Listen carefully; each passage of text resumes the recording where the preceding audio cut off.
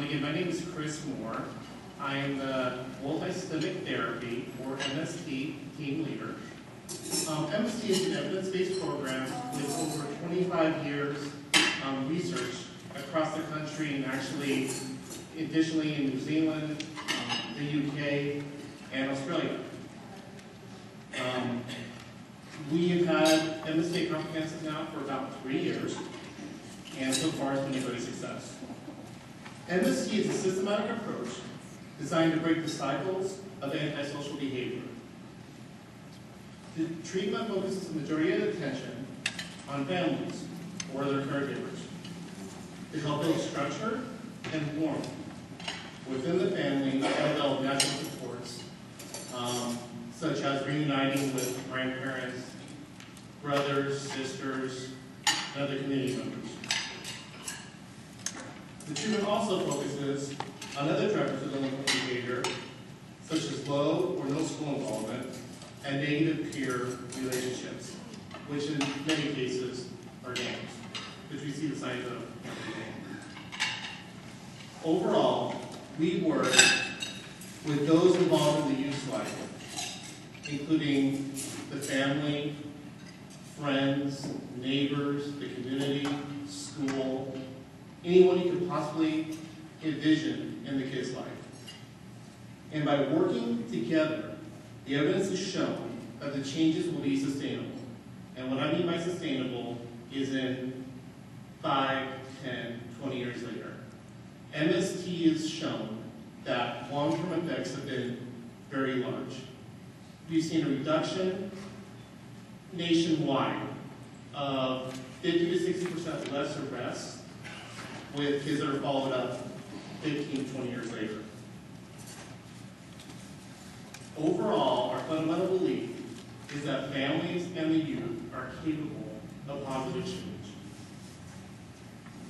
Therapists, we're able to the family 24/7, and we meet 2 to 3 days a week in the home for about 4 to 6 months. So it's pretty intense for a short period of time. We have very small caseloads, only 4 to 6, compared to typical caseloads, which 40 to 60 for many therapists. 99% of all our referrals come from the Yakima Juvenile Court, and a vast majority, I'd say 90%, are gang involved. Though not all of our clients are gang involved, many are at risk to reoffend, as we'll hear a story from one of the families I had the opportunity to work with a little bit later. Even with some of the successes that we've had, there continues to be some challenges. One of them is educational achievement.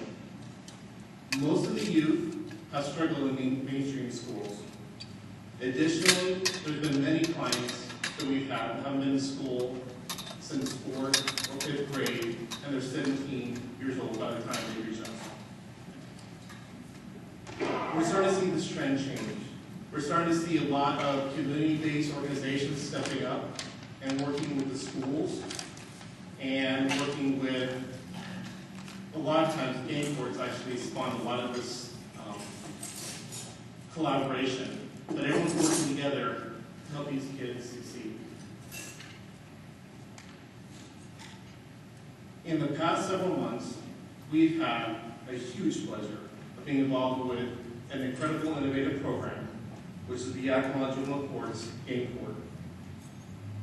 And as I briefly mentioned, one of the unintended or could be intended consequences of a gang court is the increased relationship with the community.